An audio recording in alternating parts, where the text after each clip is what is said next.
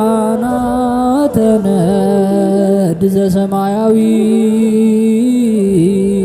ማይፈድ በእንተ በግዑ እቀብዋ ነዛቲ ያዘድ።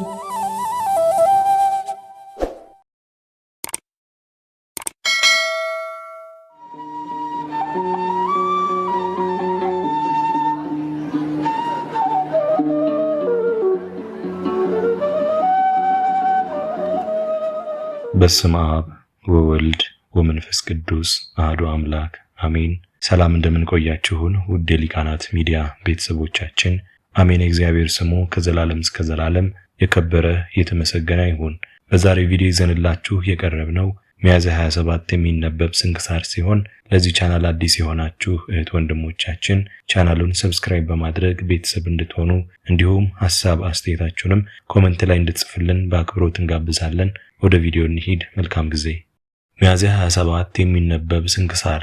ዕረፍቱ ለቅዱስ ፊቅጦር። ሚያዝያ 27 በዚች ቀን የከበረ ቅዱስ ፊቅጦር በሰማዕትነት አረፈ።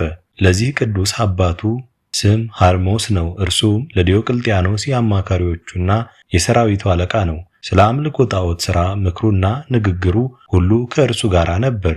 የእናቱም ስም ማርታ ይባላል። በክርስትና የጸናች ብጽዕት ናት። ቅዱስ ፊቅጦርም ባደገ ጊዜ አባቱ ወደ ንጉሥ አቀረበው። ንጉሥም በመንግሥቱ ውስጥ 3ኛ ማዕረግ አድርጎ ሾመው። በዚያን ጊዜ ዕድሜው 20 ዓመት ነበር። እርሱም የዚህን ዓለም ክብር ናቀ። ሥጋ አይበላም ወይንም አይጠጣም። ዘወትርም ይጾማል። ጸሎትንም ባለማቋረጥ በቀንና በሌሊት ይጸልያል። በክብር ባለቤት ክርስቶስ ስም የታሰሩትን ይጎበኛቸዋል። ለድሆችና ለምስኪኖችም ይመጸውታል። የቅዱሳን ቆዝሞስና ድሚያኖስ እናት ቅድስት ቴዎዳዳን በገደሏት ጊዜ ንጉሡን ስለመፍራት ሊቀብራት ማንም አልደፈረም። ይህ ቅዱስ ፊቅጦር ግን መጥቶ ሥጋዋን ወሰደ። ከንጉሥም ስለሚመጣው ቅጣት ሳይፈራ ቀበራት። ጣዖት ስለማምለኩ አባቱን ዘወትር የሚገስጸውና ብዙ ጊዜም የሚመክረው ሆነ። አባቱም ወደ ንጉሥ ከሰሰው እንጂ አልሰማውም።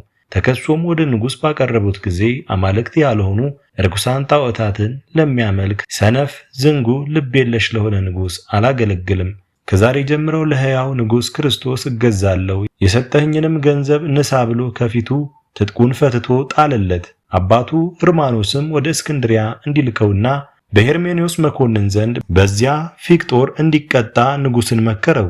በዚያም ጊዜ ከአደባባይ አወጡት። እናቱም በብዙ ልቅሶ ልትሸኘው መጣች። እርሱም ሲመግባቸው ስለነበሩ የታሰሩ ምዕመናን፣ ስለ ድሆችና ምስኪኖች፣ ስለ ሙት ልጆችና ስለ ባልቴቶች የሚሹትን በመስጠት እንድትጎበኛቸው አዘዛት።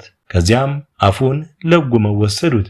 በእስክንድርያ አገር ወደ መኮንኑ ሄርሜኖስ ዘንድ በደረሰ ጊዜ ታላቅ ስቃይን አሰቃዩት። የእግዚአብሔርን መልአክ ወደ ሰማያት አውጥቶ ስለ ክብራቸው ለመናገር የሚያስጨንቁ የብርሃን ማደሪያዎችን አሳይቶ ወደ መኖሪያው መለሰው። መኮንኑን በእሳት ባፈሉት በዝንፍት በዲን ደግሞ አሰቃየው። ከዚያም በብረት አልጋ ላይ አስተኝተው ከበታቹ እሳትን አነደዱ። ደግሞ ከውሽባ ቤት ማንደጃ ውስጥ ጨመሩት። በየአይነቱ በሆነ ስቃይ ማሰቃዩት። የክብር ባለቤት ጌታችንም ያጸናውና ከስቃይ ያስታግሰው መልአኩንም ልኮ ከቁስሉ ይፈውሰው ነበር። ከዚህም በኋላ ወደ እንዴናው ከተማ ላከው። በዚያም ታላቅ ስቃይን አሰቃዩት። ምላሱን ቆረጡት። በእሳት ያጋሏቸውን ችንካሮች በጎኖቹ ውስጥ ጨመሩ። እግዚአብሔር ግን አጽንቶ አስታግሶ ያለ ጉዳት በደህና ያነሳዋል። ከዚህም በኋላ በዚያ በረሃብ እንዲሞት ከዱር ባለ ግንብ ውስጥ አሰሩት። እርሱ ግን መጥረብ የሚያውቅ ስለሆነ ላይዳዎችን በመጥረብና በመሸጥ በየጥቂቱ እየተመገበ የቀረውን ለድሆች እየሰጠ ኖረ። አንድ መኮንንም መጥቶ በዚያ ግንብ አቅራቢያ አደረ። ስለ ቅዱስ ፊቅጦርም እርሱ የንጉሥ የሰራዊት አለቃ የሆነ የሕርማኖስ ልጅ እንደሆነ ነገሩት። መኮንኑም ወደ እርሱ አቅርቦ ብዙ ሸነገለው። ባልሰማውም ጊዜ ያሰቃዩት ዘንድ አዘዘ። ጅማቶቹን መዘዙ፣ አፉን መቱት። ቁልቁል ሰቅለው በእጆቹ ላይ ከባድ ደንጊያ አንጠለጠሉ። ከዚያም ከሚነድ እሳት ውስጥ ጨመሩት። ሙጫ፣ አደሮ፣ ማርና ዘይትን አፍልተው በላዩ ደፉበት። በማበራያም አበራዩት። አፉንም በአሞትና በእሬት አመረሩት። ዓይኖቹንም አወለቁት። ደግሞም ዘቅዝቀው ሰቀሉት። የክብር ባለቤት ጌታችን ኢየሱስ ክርስቶስም ተገለጸለት፣ አጸናው፣ አረጋጋው።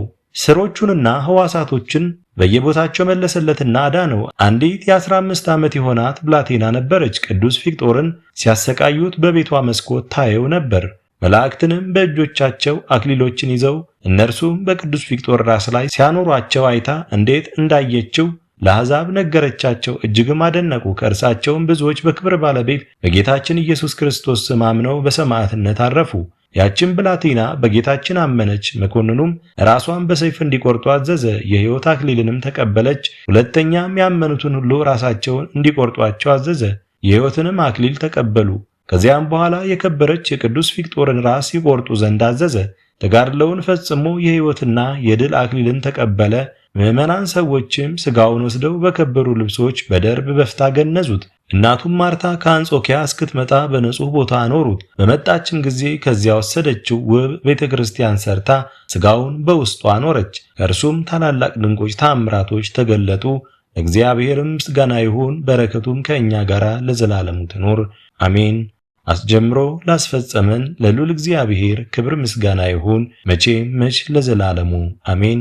ውድ የሊቃናት ሚዲያ ቤተሰቦቻችን ሚያዝያ 27 የሚነበብ ስንክሳር ወደ እናንተ አቀረብን። ይህን ይመስል ነበር። በቀጣይ በአዲስ ክፍል እስከምንገናኝ ድረስ እግዚአብሔር ቸር ያቆየን። መልካም ጊዜ